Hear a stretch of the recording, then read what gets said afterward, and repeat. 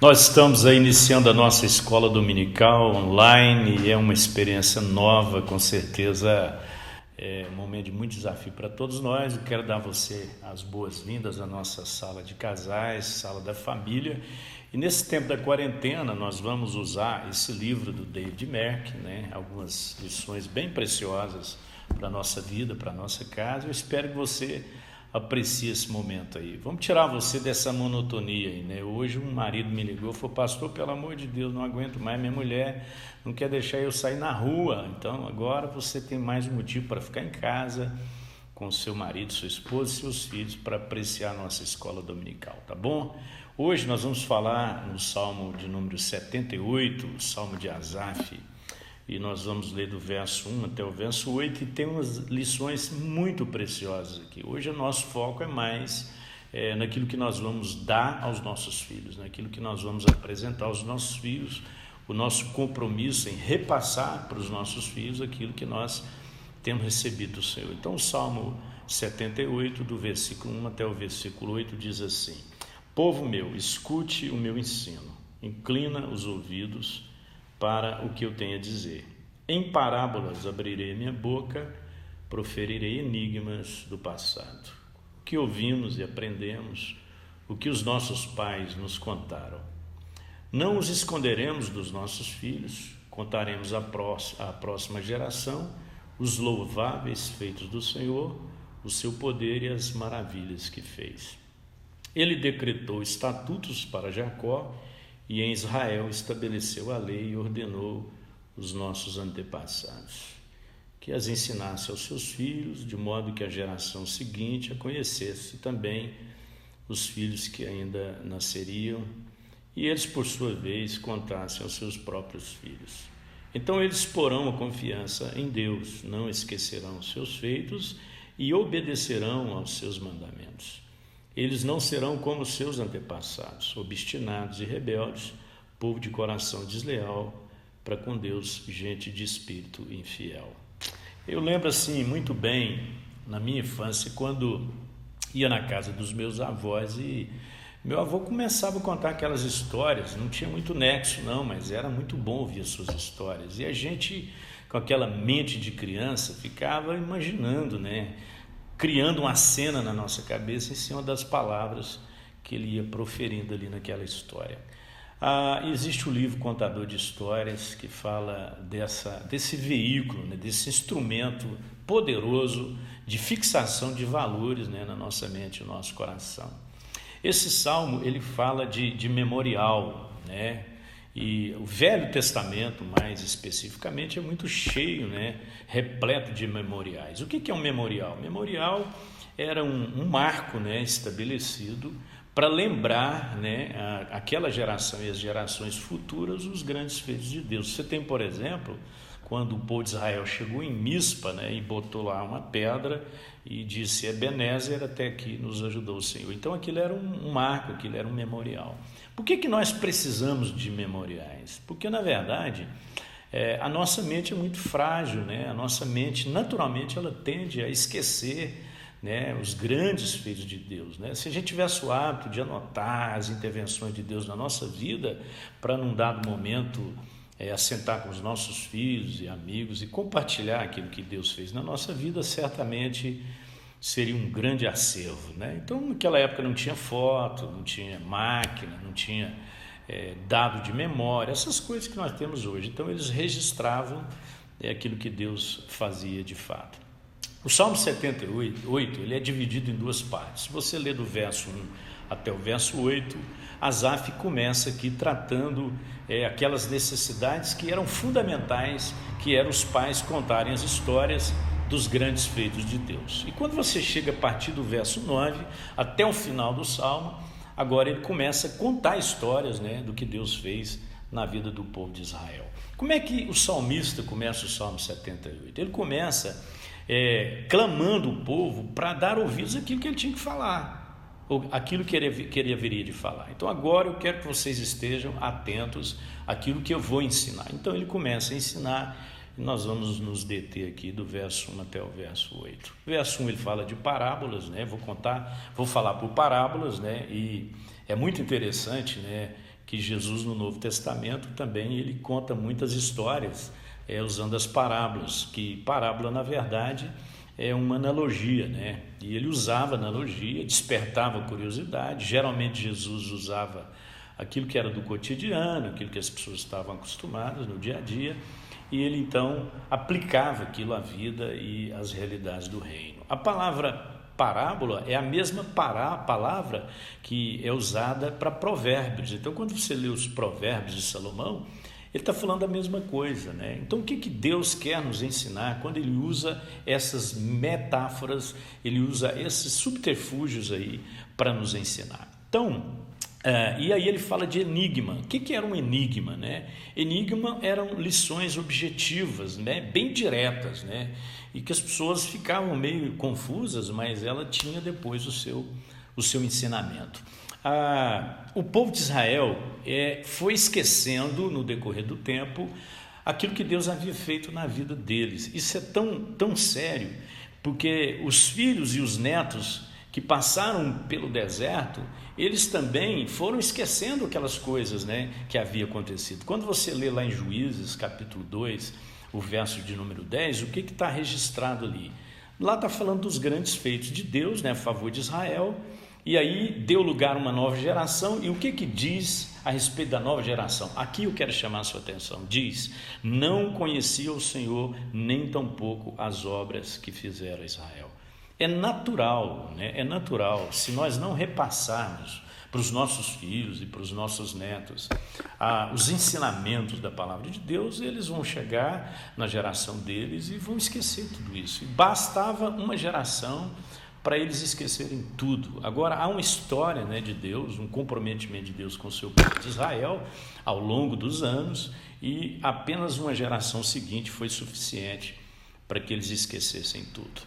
Então, do verso 3 até o verso 4, há uma resolução aqui desejada que está expressa, né, no Salmo 78, que é a transmissão das histórias da fidelidade de Deus. O que o salmista está expressando aqui? A sua decisão de repassar o legado da fé que ele havia recebido das gerações anteriores. Muitas vezes, o que acontece conosco? Muitas vezes, nós não estamos repassando, né, para a geração futura aquilo que nós recebemos. Nós não estamos assumindo esse compromisso. Vamos pensar nesse tempo, né, de quarentena, que nós estamos aqui confinados na nossa casa.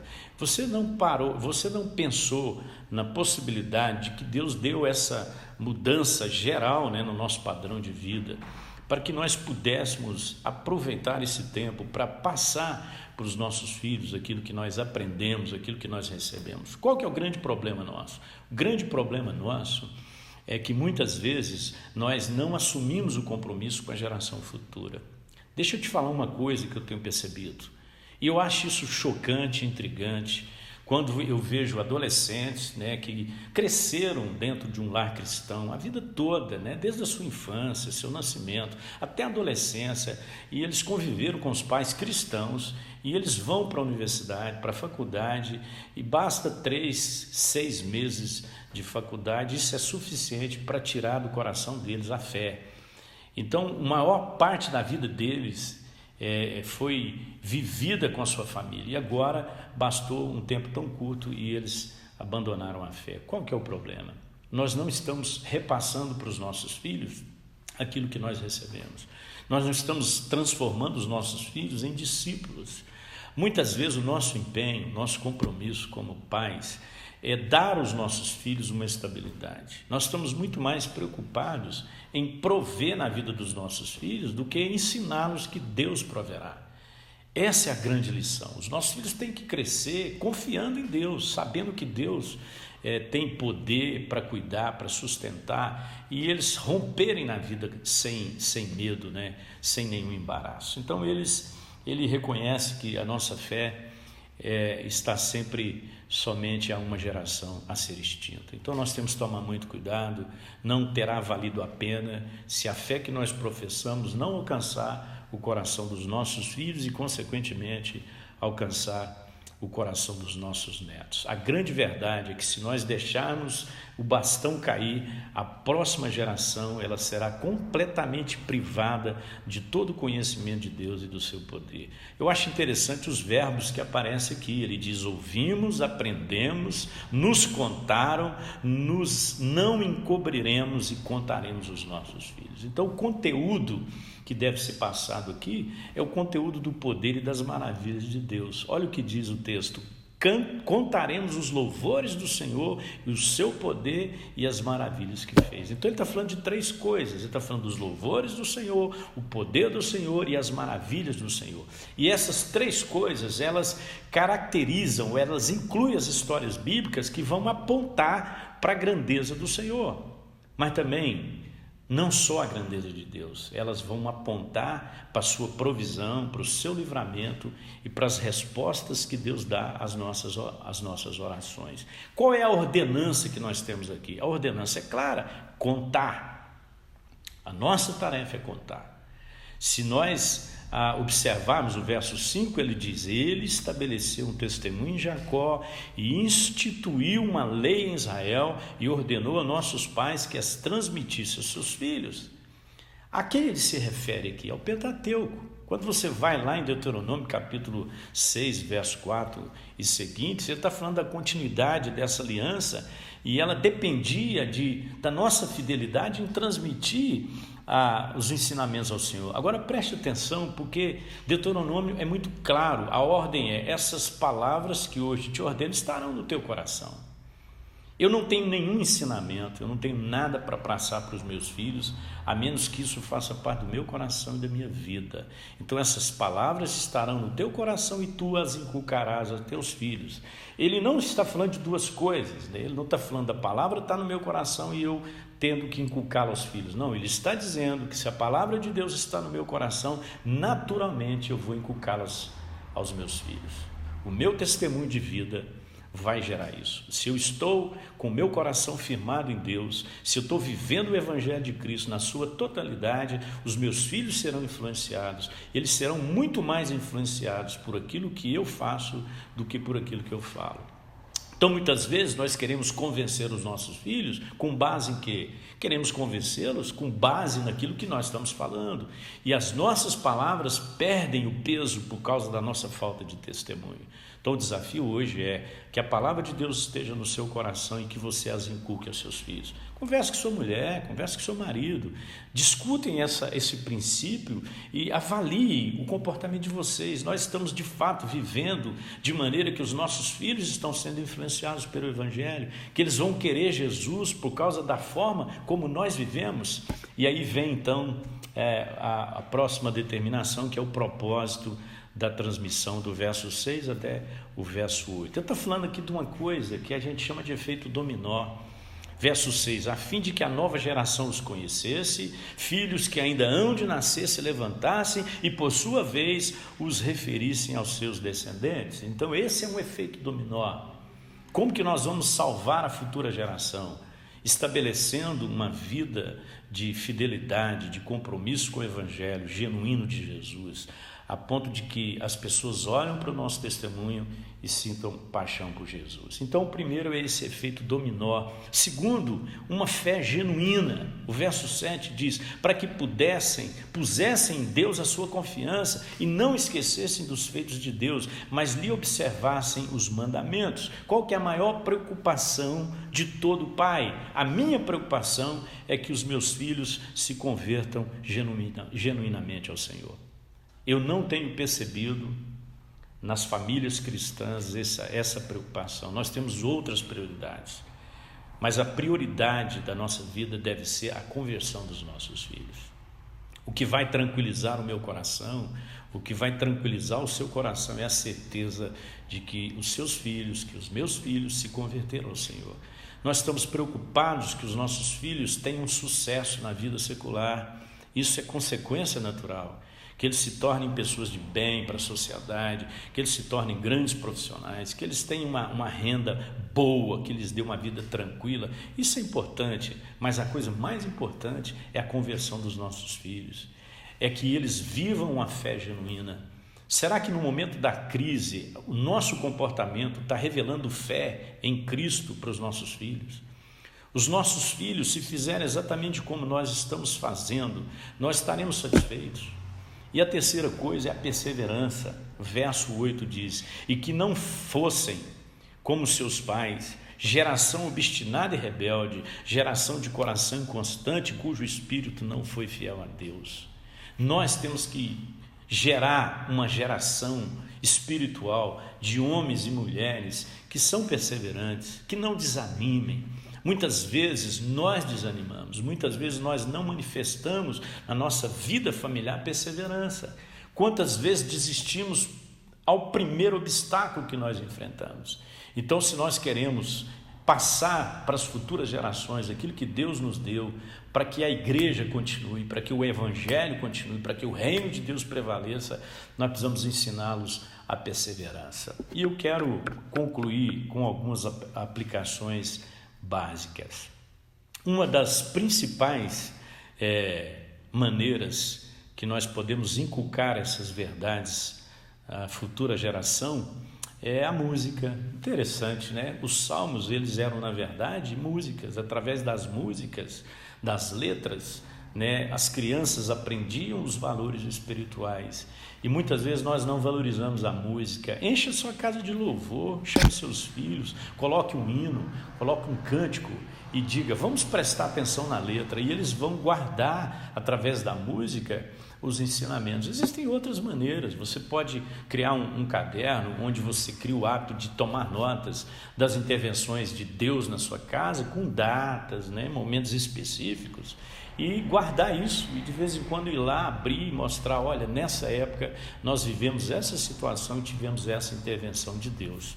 E como é que a gente pode criar memoriais? Tendo uma tempestade de ideias.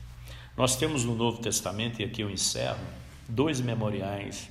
Um é o batismo, que ilustra a nossa morte com Cristo, a nosso sepultamento e a nossa ressurreição. E o outro memorial, que Paulo diz fazer isso em memória de mim. Então a ceia é um memorial que vai mostrar que o sangue de Cristo foi vertido e que o seu corpo foi partido no nosso lugar. Então eu espero que essa aula, esse tempo de escola dominical, venha enriquecer sua vida, contando as histórias da fidelidade de Deus. Não deixe de passar para os seus filhos aquilo que você recebeu. Talvez os seus pais tenham sido ou foram omissos, né, na transmissão do evangelho para a sua vida, mas você não precisa cometer o mesmo erro. Eu espero que a graça de Deus cubra a sua casa nesse tempo de confinamento e que a sua família cresça. Quero orar com você. Pai, nos ajude a viver o evangelho da graça de maneira tão abrangente, Senhor. Nos ajuda a assumir um compromisso com os nossos filhos, com os netos, de passar para eles, ó Deus, aquilo que nós vimos das intervenções do Senhor. Contar para os nossos filhos quem de fato o Senhor foi e quem de fato o Senhor é na nossa vida. Ajuda cada casal, cada família nessa hora. Em nome de Jesus. Amém.